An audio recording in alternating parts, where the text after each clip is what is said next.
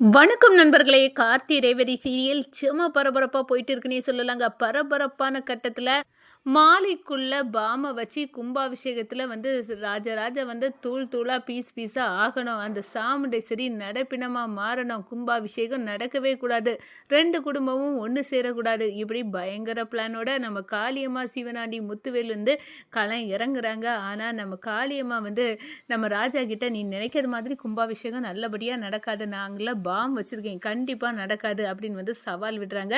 நம்ம ராஜா அதெல்லாம் முறியடிக்கும் விதமா நம்ம காளியம்மா வச்ச பாம் எல்லாத்தையும் வந்து அகற்றிறாங்க. அதோட சிவனாண்டி, முத்துவேலு, காளியம்மா இவங்கள ஊர் முன்னாடி வந்து கும்பாபிஷேகத்தை நடத்திக்கிட்டு போலீஸ்ல பிடிச்சி கொடுத்து வந்து தொலிய உரிக்கிறாங்க நம்ம ராஜா. அதை பற்றி தான் இந்த வீடியோக்குள்ள பார்க்க போறோம். அதுக்கு முன்னாடி சேனலுக்கு லைக் அண்ட் சப்ஸ்கிரைப் பண்ணுங்க ஃப்ரெண்ட்ஸ். பக்கத்தில் இருக்க பெல் ஐக்கானையும் கிளிக் பண்ணுங்க. அப்பதான் நான் போடுற ஒவ்வொரு வீடியோவா நோட்டிஃபிகேஷனா உங்களுக்கு கிடைக்கும். வாங்க ஃப்ரெண்ட்ஸ் வீடியோக்குள்ள போகலாம். ஃபர்ஸ்ட் எடுத்த உடனே பார்த்தோம்னா ஒரு செம அதிரடியான பரபரப்பு கட்டண்டா. கும்பாபிஷேகத்தை எப்படி இந்த டிரைவர் பையன் நடத்துவானி பார்க்கலாம் அப்படின்னு வந்து நம்ம காளியம்மா தந்திரத்தை யூஸ் பண்றாங்க.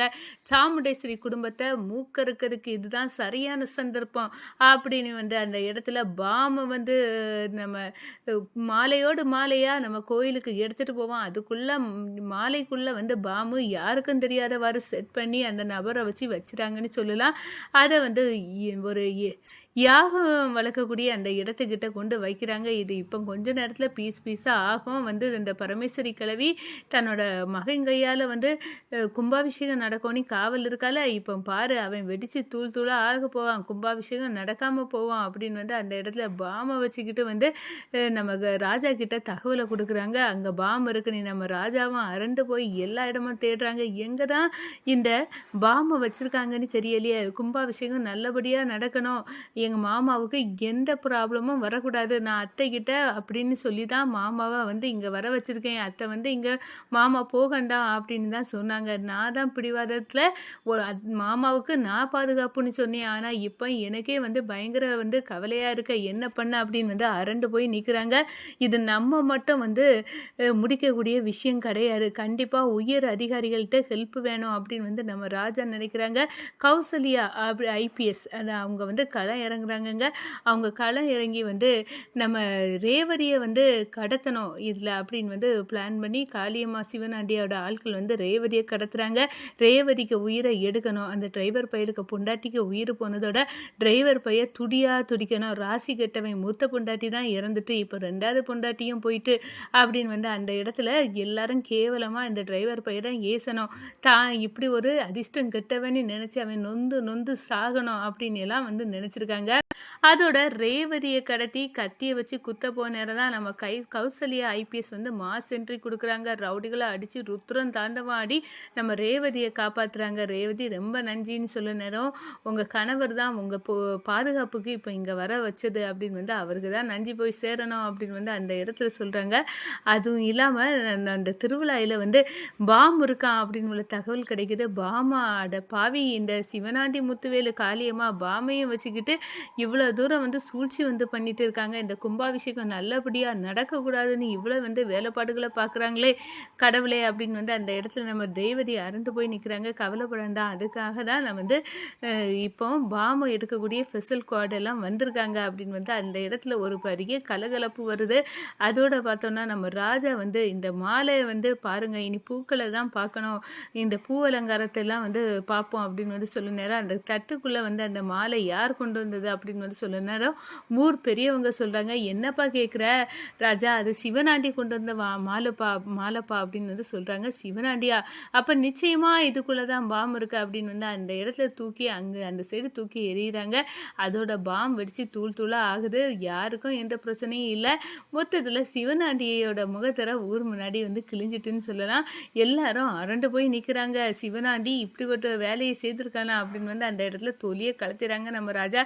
என்ன என்னடா கும்பாபிஷேகம் எங்கள் மாமா கையால் நடக்கக்கூடாதுன்னு நீ இப்படியெல்லாம் பண்ணுறல, உன்னை விட போகிறதில்ல. ஆனால் இப்போ இப்போ உன்னை அடித்தேன்னா இப்போ கும்பாபிஷேகம் நடக்கிற நேரத்தில் வீணாக பிரச்சனை வரும். இந்த கும்பாபிஷேகம் மாமா கையால் முடியட்டும், உன்னை தொலியை கலத்தேன்டா அப்படின்னு அந்த இடத்துல சொல்லுறாங்கங்க.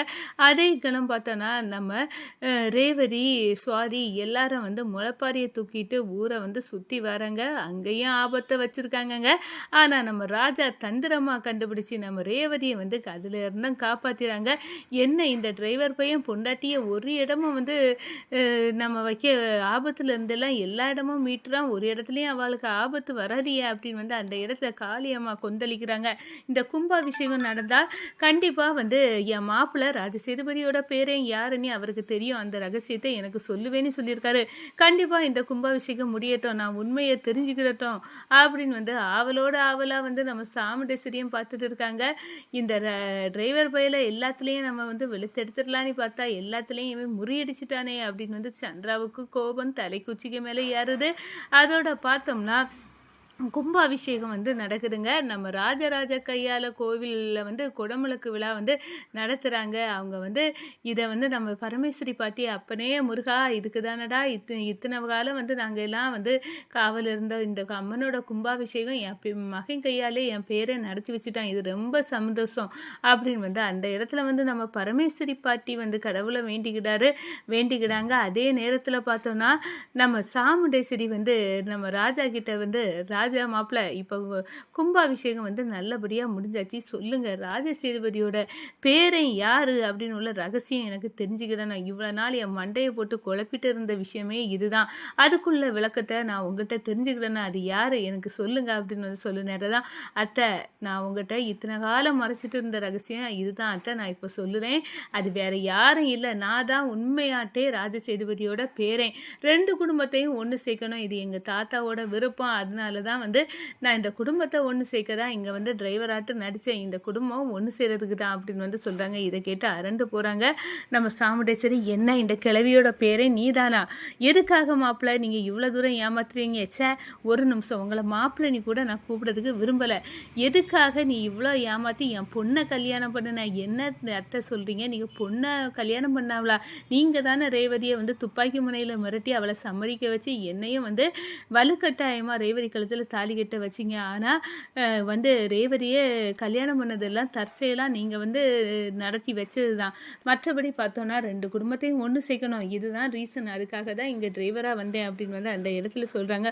போடா வெளியே, இனி உனக்கும் இந்த வீட்டுக்கும் ஒரு சம்மந்தமே இல்லை அப்படின்னு அந்த இடத்துல அடித்து விரட்டுறாங்க. அப்போ தான் தீபாவளி மாஸ் என்ட்ரி கொடுக்குறாங்க. என்ன சாமுண்டேஸ்வரி இந்த மாப்பிள்ளையை அடித்து விரட்டிக்கிட்டு நீ நல்லா இருந்துடலான்னு நினைக்கிறியா, அது ஒரு காலமும் நடக்காது, உனக்கு இருக்க பலமே இந்த ராஜா மாப்பிள்ள தான், இல்லாட்டா உன்னை சுற்றி விரோதிகள் அதிகம்.